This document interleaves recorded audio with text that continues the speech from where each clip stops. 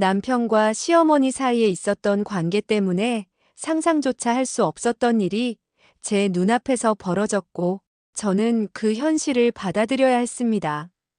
이제 그 고통스러운 기억을 하나씩 꺼내보려 합니다. 믿기 힘들겠지만 이것은 제 인생에서 실제로 일어난 일입니다. 2018년 저는 이선재와 결혼했습니다. 처음에는 모든 것이 완벽해 보였어요. 선재는 다정했고 경제적으로도 안정되어 있었죠. 결혼 초기에는 시어머니 이영숙 씨와도 나쁘지 않은 관계였습니다. 사실 시어머니는 선재의 친엄마가 아니었어요. 선재의 아버지는 첫 번째 아내와 이혼을 했고 지금의 어머님은 두 번째 아내였죠. 그리고 선재는 첫 번째 아내 사이에서 낳은 아들이고요. 하지만 아버님이 일찍 돌아가시고 시어머님이 남편 없이 홀로 아들을 키워온 강인한 여성이었어요. 처음에는 그녀의 강한 모성애가 존경스럽기까지 했습니다.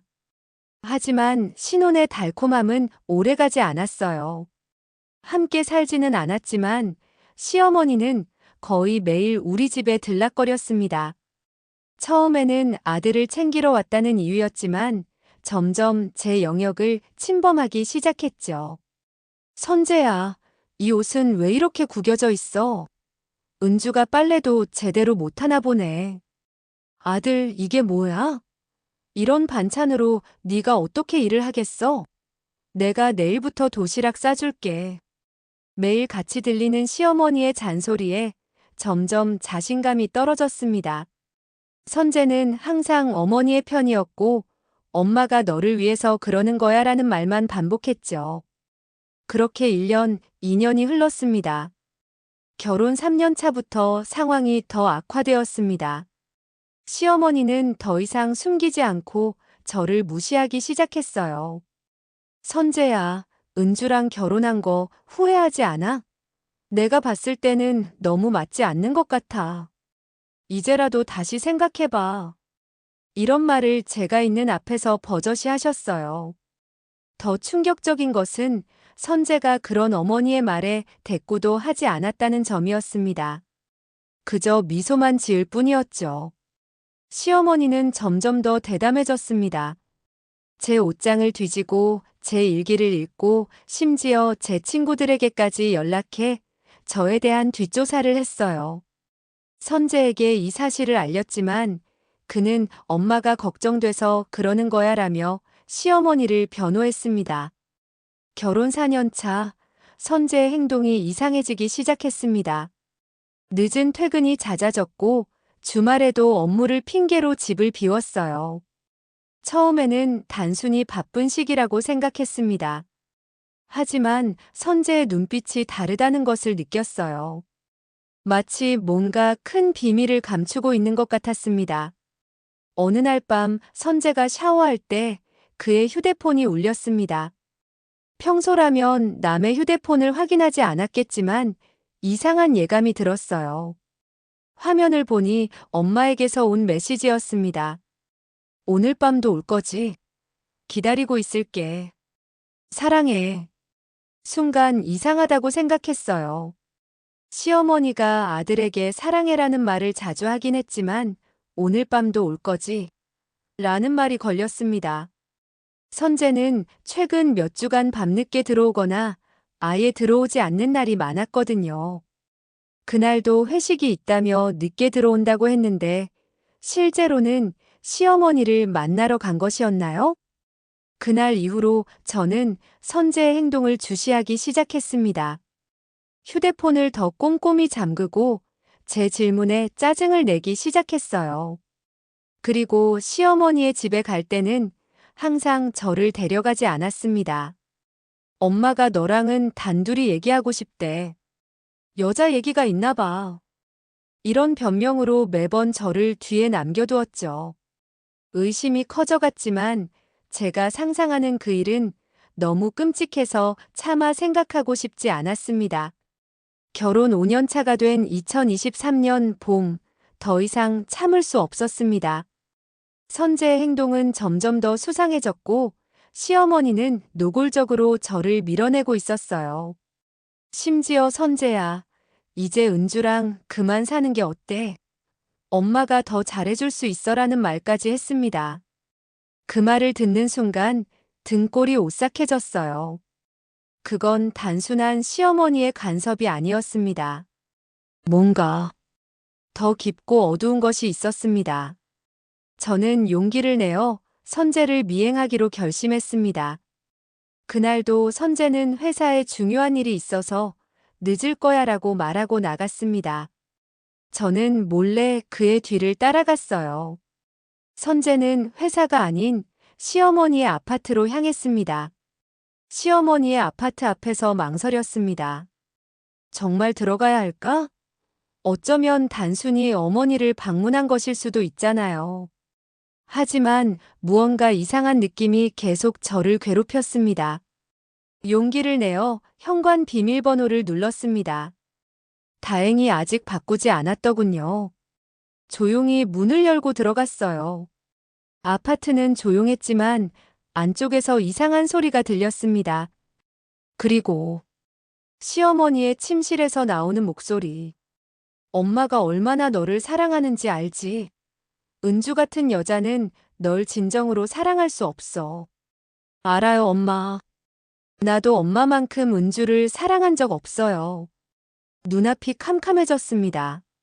침실 문을 열었고 그곳에서 본 광경은 평생 지울 수 없는 트라우마가 되었습니다. 선재와 시어머니는 침대에 함께 있었고 그들의 관계는 명백했습니다. 모자지간이 아닌 연인으로서. 뭐 하는 거야? 비명을 질렀습니다. 두 사람은 놀라서 저를 쳐다봤어요. 시어머니의 눈에는 당황함보다는 승리의 미소가 어려 있었습니다. 이제 알았구나. 선재는 원래부터 내 거였어. 내가 잠시 빌려 쓴 것뿐이야. 선재는 아무 말도 하지 못했습니다. 그저 창백한 얼굴로 저를 바라볼 뿐이었죠. 그날 밤 저는 집으로 도망쳤습니다. 믿을 수 없는 현실에 머리가 어지러웠어요. 남편과 시어머니 사이에 금기된 관계. 어떻게 이런 일이 있을 수 있죠? 5년간의 결혼 생활이 완전한 거짓이었다는 사실을 어떻게 받아들여야 할지 몰랐습니다. 몇 시간 후 선재가 돌아왔습니다.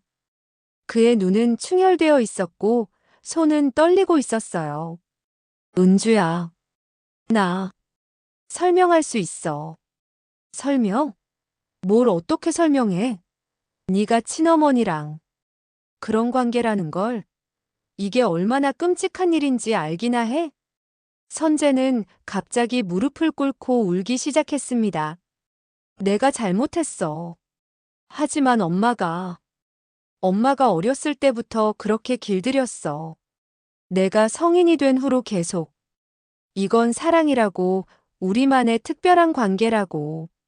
이야기를 들을수록 충격과 혐오감이 커져갔습니다. 선재의 말에 따르면 시어머니는 그가 10대 때부터 부적절한 관계를 시작했다는 것이었어요. 그리고 결혼 후에도 그 관계는 계속되었던 겁니다. 왜 나랑 결혼한 거야? 왜 나를 이 지옥에 끌어들인 거야? 엄마가 정상적인 가정의 모습을 보여야 한다고. 의심을 피하기 위해서. 그날 밤 저는 한 번도 경험해보지 못한 분노와 배신감을 느꼈습니다. 모든 것이 거짓이었고 제 인생의 5년이 누군가의 비정상적인 관계를 가리기 위한 가면이었다는 사실이 저를 미치게 했어요. 당장 이 집에서 나가. 내일 아침까지 내 짐을 모두 빼. 더 이상 너를 보고 싶지 않아. 선재는 아무 말 없이 고개를 끄덕였습니다. 그리고 마지막으로 한마디를 남겼어요. 미안해, 은주야. 하지만 엄마와 나는 곧 이 나라를 떠날 거야. 더 이상 숨기지 않고 살기 위해서. 그 말을 남기고 선재는 집을 나갔습니다. 그날 밤 저는 온 집안을 뒤졌습니다. 어쩌면 이건 악몽일지도 모른다는 생각에 현실을 부정하고 싶었어요. 하지만 선재의 서랍 깊숙한 곳에서 발견한 것들은 더 충격적이었습니다. 시어머니와 찍은 친밀한 사진들, 두 사람의 여행 계획, 그리고 캐나다로의 이민 서류까지. 모든 것이 치밀하게 계획되어 있었어요. 서류에는 제 이름은 없었고, 오직 선재와 시어머니 둘만의 이름이 적혀 있었습니다. 다음 날 아침, 선재는 짐을 가지러 왔습니다. 시어머니도 함께였어요. 두 사람은 마치 아무 일도 없었다는 듯이 행동했습니다. 은주야, 우리 이제 그냥 헤어지자. 서로에게 상처만 줄 뿐이야. 선재의 말에 분노가 치밀었습니다. 상처? 내가 나에게 준 건 상처가 아니라 평생의 트라우마야. 어떻게 이럴 수 있어? 어떻게 친어머니와 시어머니가 끼어들었습니다. 선재와 나 사이에는 그 누구도 끼어들 수 없어. 우리는 특별한 사이야. 내가 이해할 수 있는 사랑이 아니지. 그 순간 저는 참을 수 없었습니다. 고함을 지르며 모든 것을 쏟아냈어요. 당신들은 미쳤어.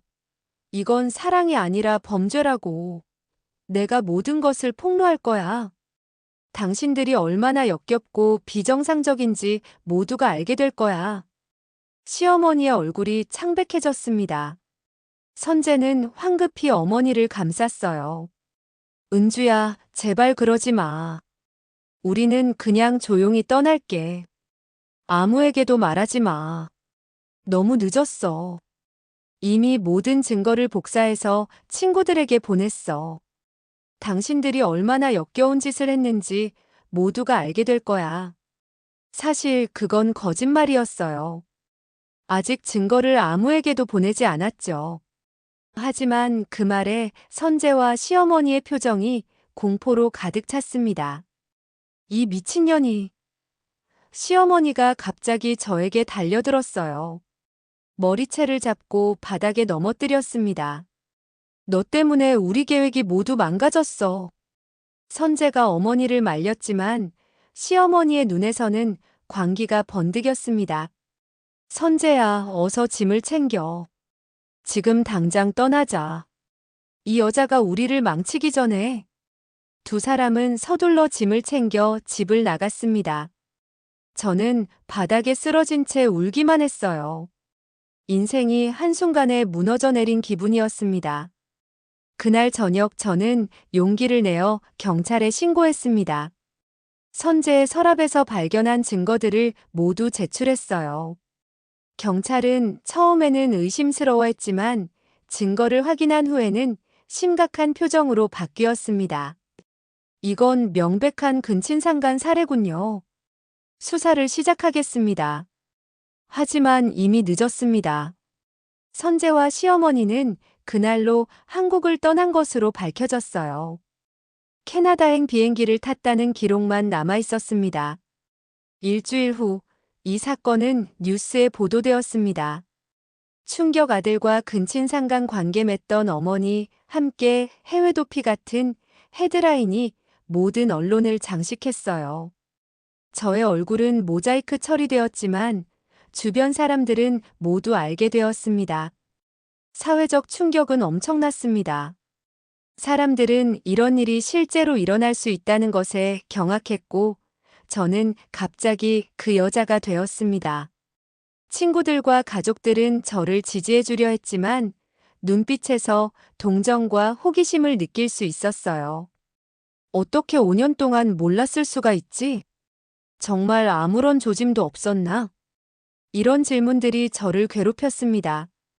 하지만 어떻게 대답할 수 있을까요? 어떻게 제 남편이 친어머니와 그런 관계라고 상상이나 할 수 있었을까요? 그건 정상적인 사람이라면 생각조차 할 수 없는 일이었습니다. 정신적 충격은 엄청났습니다. 밤마다 악몽에 시달렸고 사람들의 시선이 두려워 집 밖으로 나가기가 무서웠어요. 결국 심각한 우울증과 외상 후 스트레스 장애 진단을 받고 치료를 시작했습니다. 김은주 씨, 이건 당신의 잘못이 아닙니다. 당신은 피해자예요. 이런 비정상적인 관계를 예측하거나 막을 수 있는 사람은 없어요. 상담사의 말이 조금씩 제 마음의 위로가 되었습니다. 하지만 완전히 회복되기까지는 오랜 시간이 필요했어요. 6개월 후 캐나다 경찰이 선재와 시어머니를 체포했다는 소식이 들려왔습니다. 두 사람은 한국으로 송환되어 법적 처벌을 받게 될 예정이라고 했어요. 하지만 저는 더 이상 그들에 대해 알고 싶지 않았습니다. 제 인생에서 완전히 지워버리고 싶었어요. 치료는 계속되었고 조금씩 일상으로 돌아가기 시작했습니다. 새로운 직장을 구했고 새로운 동네로 이사했어요. 누구도 제 과거를 모르는 곳에서 다시 시작하고 싶었습니다. 1년이 지나자 악몽의 빈도가 줄어들었습니다. 2년이 지나자 다시 웃을 수 있게 되었어요. 3년이 지난 지금 저는 새로운 인생을 살고 있습니다. 어제 오랜만에 용기를 내어 데이팅 앱에 가입했습니다. 여전히 두렵고 망설여지지만 이제는 제 인생을 되찾을 준비가 된 것 같아요. 상담사는 제가 큰 진전을 이루었다고 말합니다. 김은주 씨, 당신은 정말 강한 사람입니다. 그런 끔찍한 배신을 경험하고도 다시 일어설 수 있다는 건 대단한 일이에요. 가끔은 여전히 그날 밤의 기억이 떠오릅니다. 침실 문을 열었을 때의 그 충격적인 광경이요. 하지만 이제는 그 기억이 예전처럼 저를 완전히 무너뜨리지는 않아요. 그저 끔찍한 악몽 같은 과거일 뿐, 더 이상 제 현재가 아닙니다. 선재와 시어머니는 결국 한국으로 송환되어 재판을 받았다고 들었습니다. 선재는 7년형을 선고받았고 시어머니는 10년형을 선고받았다고 해요. 아마도 그들의 비정상적인 관계는 영원히 계속되겠지만 더 이상 제 삶과는 무관합니다. 저는 이제 34살입니다. 아직 젊고 새로운 시작을 할 시간이 충분해요. 때때로 사람들이 제 과거에 대해 물어보기도 합니다. 왜 이혼했어요? 그 같은 질문에 저는 이제 간단히 대답합니다. 서로 맞지 않았어요. 인생은 때로 예상치 못한 방향으로 흘러가죠. 진실을 말할 필요는 없습니다. 그건 제 상처이고 제가 극복해낸 고통이니까요. 대신 저는 앞으로 나아갑니다. 오늘 아침 오랜만에 거울을 보며 미소 지었습니다. 눈빛이 달라졌어요. 더 이상 슬픔과 공포로 가득 찬 눈이 아니라 강인함과 희망이 담긴 눈이었습니다. 말도 안 되는 일이 벌어졌지만 그 일이 제 인생의 끝은 아니었습니다. 오히려 새로운 시작이었어요. 제가 얼마나 강한 사람인지, 얼마나 많은 것을 견딜 수 있는지 깨닫게 해준 시작이었습니다. 이제 저는 새로운 챕터를 열어갑니다. 과거의 그림자에서 벗어나 제 삶의 주인공으로 당당히 서서요. 그리고 언젠가 진정한 사랑과 신뢰를 기반으로 한 관계를 맺을 수 있기를 희망합니다. 더 이상 누군가의 비밀에 희생되지 않는 건강하고 정상적인 관계를요. 말도 안 되는 일이 벌어졌지만 그것이 저를 파괴하지는 못했습니다. 오히려 더 강하게 만들었을 뿐입니다.